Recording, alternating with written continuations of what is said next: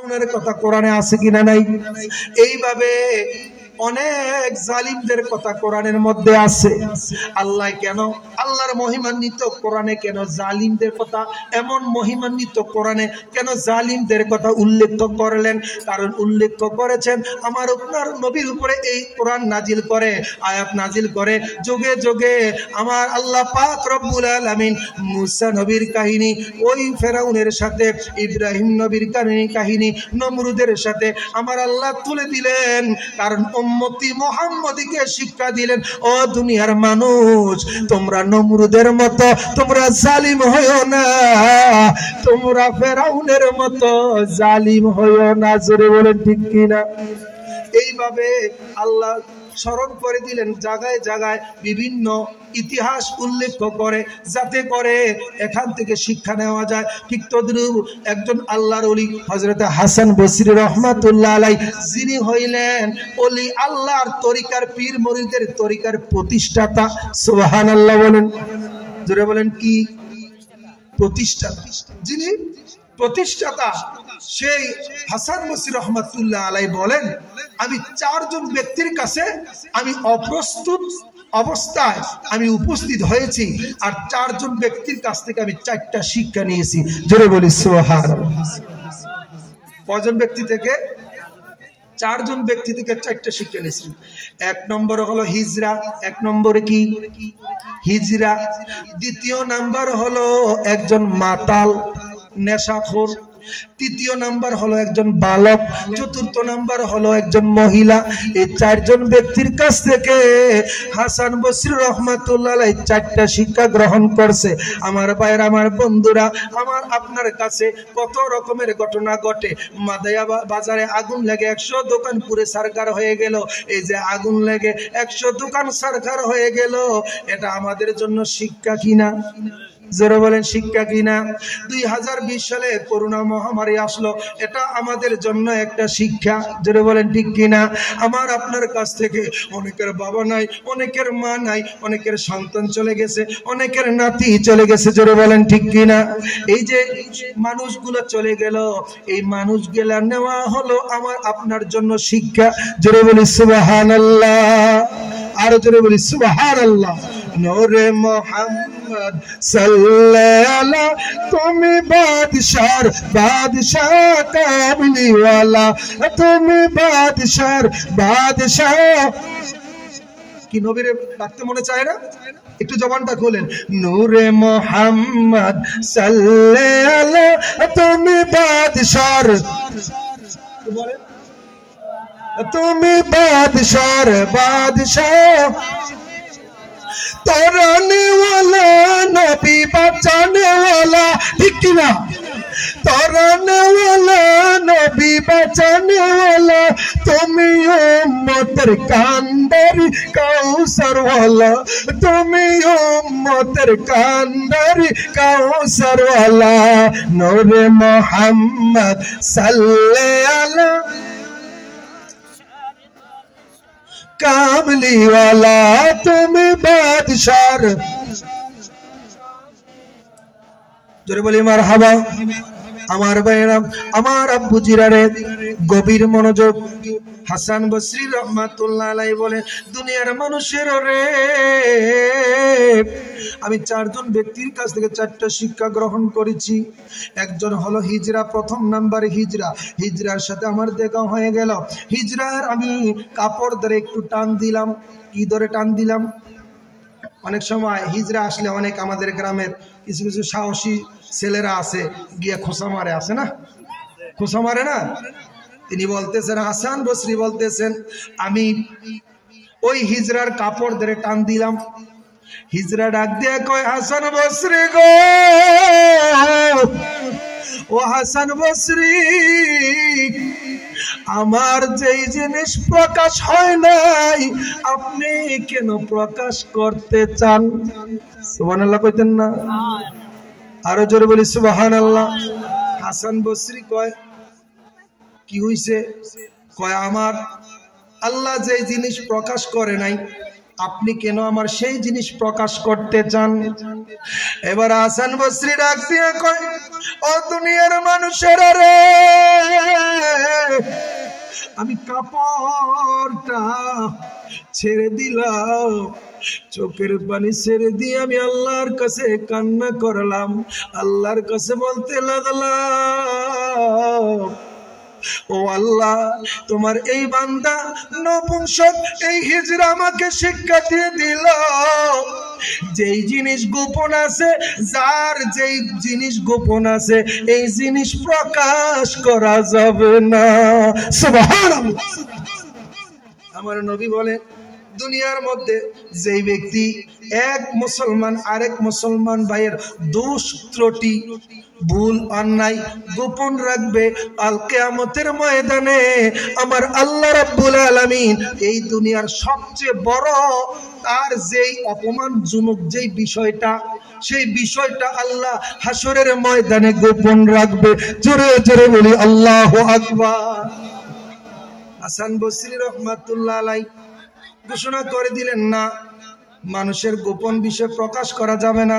আমি আপনাদের খেদমতে বলতে চাই, আমাদের একটা খাসলত আছে সমাজের ভিতরে, আমরা অন্যের গোপন বিষয় আমরা মানুষের কাছে প্রকাশ করে দেই, প্রচার করে দেই, যাতে করে মানুষ তারে খারাপ জানে, যাতে করে মানুষ তাকে লাঞ্ছনা দেয়, যাতে করে মানুষ তাকে অপমান করে। জোরে বলেন ঠিক কিনা? করি কি করি না? হারাম, এই কাজটা হারাম। এক নম্বরে হাসান বসরি রহমাতুল্লাহ আলাইহি প্রথম জন থেকে হিজরা থেকে এই শিক্ষাটা নিয়ে নিলেন। আমাদের শিক্ষার দরকার আছে কিনা নাই? জোরে বলেন আছে কিনা নাই? আজ থেকে ওয়াদা করে যান, কখনো ইচ্ছাকৃতভাবে অন্য মানুষের দোষ ত্রুটি কখনো প্রকাশ করব না, তাহলে আল্লাহ পাক আমার গোপন বিষয় প্রকাশ করবে না। আল্লাহ হাসরের ময়দানে আমার গোপন বিষয় প্রকাশ না করে গোপন রেখে দিবেন। জোরে বলে আমিন। দ্বিতীয় নাম্বার হলো মাতাল ব্যক্তি, তিনি হাঁটতেছেন আর মাতাল অবস্থায় তিনি বৃষ্টির কাদাযুক্ত রাস্তা দিয়ে হাঁটতেছেন। এবার হাসান বসরি ডাক দিয়ে কয়, মাতাল রে, তুমি যেইভাবে হাঁটতেছো, তুমি যদি পইরা যাও তোমার তো ক্ষতি হইয়া যাইব। ওই মাতাল ব্যক্তি তাকায়া দেখে হাসান বসরি। এবার মাতাল ডাক দে কয়, হাসান বসরি গো, ও হাসান বসরি, আপনি তো আল্লাহওয়ালা মানুষ, আপনি তো আল্লাহর ওলি। আমি হুসুট খাইয়া পইরা গেলে কোনো সমস্যা নাই, আমি হুসুট খাইয়া পইরা গেলে যদি জামার মধ্যে কাদা লাগিয়া যায় আমি ধুয়ে ফেলবো, আমার কিচ্ছু হবে না। কিন্তু আপনি হাসান বসরি যদি পইরা যান, আপনি হাসান বসরির বড় ক্ষতি হয়ে যাইব, কারণ আপনি হাসান বসরিকে হাজার হাজার মানুষ অনুসরণ করে। আপনি যদি রাস্তা সঠিক রাস্তায় না চলেন, আপনি যদি সঠিক রাস্তায় আপনি যদি বুঝা না চলেন, সতর্ক না হইয়া চলেন, তাহলে আমার চাইতে বেশি আপনার ক্ষতি হইয়া যাইব। জোরে জোরে বলি আল্লাহু আকবার। হাসান বসরি চোখের পানি ছেড়ে দিয়ে কান্দে আর ডেকে বলে, আল্লাহ, তোমার এই বান্দা আমার চোখ খুলিয়া দিল। আল্লাহ গো, আমি তো অবশ্যই সতর্ক অবস্থায় চলতে হবে, কারণ আমি তো আমার নিজের জন্য না, আমাকে যারা অনুসরণ কইরা চলে তাদের জন্য হইলই তো আমি নিজেকে সতর্ক কইরা রাখতে হবে। জোরে বলি আল্লাহু আকবার। সমাজের মধ্যে আমাদের অনেকের ছেলে মেয়ে আছে, তারা নিজের কথা চিন্তা করে না, নিজের কথা তো চিন্তা করে না, কিন্তু মা বাবার কথাও চিন্তা করে না। জোরে বলেন ঠিক কি না? আরে এমন এক কাজ কইরা ফলায়, নিজের কথা চিন্তা করে না যে আমি এই কাজটা করলে মানুষ আমাকে খারাপ বলবে, আমাকে খারাপ জানবে, সেটা না হয় বাদ দিলাম।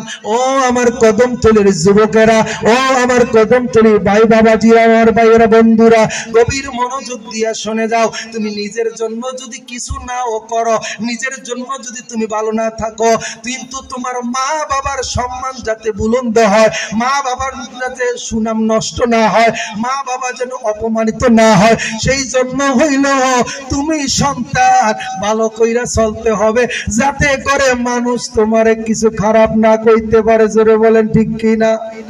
হাসান বসরি জানায়া দে, ও দুনিয়ার মানুষেরা রে, আমি মানুষ মানুষের জন্য না, আমি নিজের জন্য না, আমি আমার যারা অনুসরণ করে আমার পরিবারের জন্য হইল তো আমাকে নিজেকে সতর্ক অবস্থায় রাখতে হবে, না জানি আমার কোনো ক্ষতি হয়ে যায়। জোরে বলি সুবহানাল্লাহ। দ্বিতীয় নাম্বার হলো একজন বালক, সেই বালকটা একটা চেরাগ নিয়ে যাইতেছে কুফি, যে আমাদের যখন এই কারেন্ট ছিল না তখন আমরা কুফি জ্বালাইতাম। জোরে বলেন ঠিক কিনা? বালকটা চেরাগ নিয়ে যাইতেছে। এই যাওয়ার পরে হাসান বসরি ডাক দিয়ে কয়, এ যুবক তুমি দাঁড়াও, তোমার হাতে এই আগুনটা তুমি কোথা থেকে আনলে? সুবহানাল্লাহ বলেন। যখন এই কথা বললেন কোথা থেকে আনলে, এবার যুবক এই আগুনটাকে ফু দিয়ে নিভিয়ে দিলেন। জোরে বলি সুবহানাল্লাহ। ফু দিয়ে কি করছেন? নিভিয়ে দিয়েছেন। যখন নিভিয়ে দিলেন এবার বালক ডাক দিয়ে কয়, হাসান বসরি গো, এবার আপনি বলেন আগুনটা কোথায় গেছে? যদি কোথায় গেছে আগুনটা আপনি বলতে পারেন, কোথা থেকে আগুন আনছি গো আমি সেই কথার জবাব দিব। জোরে জোরে বলি আল্লাহু আকবার। হাসান বসরি রাহমাতুল্লাহ আলাইহি ডেকে বলে, যুবক রে, আরে বালক, আমার বুঝ হয়ে গেছে রে, আমার বুঝ হয়ে গেছে। আমি তো একবারও চিন্তা করি নাই আমি কোথা থেকে আসলাম, আমি কোথায় ছিলাম রে, আমি তো একবারও চিন্তা করি নাই। আর আমি কোথায় যাব, আমি কোথায় থাকবো, আমি কেমন করে থাকবো, আমি সেই কথাটাও চিন্তা করি নাই। দুনিয়া কো মুসাফির হয় কোই আগে রওয়ানা, কোই আগে রওয়ানা হয় কোই পিছে রওয়ানা। চিৎকার মেরে বলি মারহাবা। হাসান বসরি আল্লাহর ওলি ডাক দিয়ে বলে, ও বালক, আমার বুঝ হয়ে গেছে, আমার চিন্তা করতে হবে রে, আমি কোথা থেকে আসলাম আর কোথায় যাব।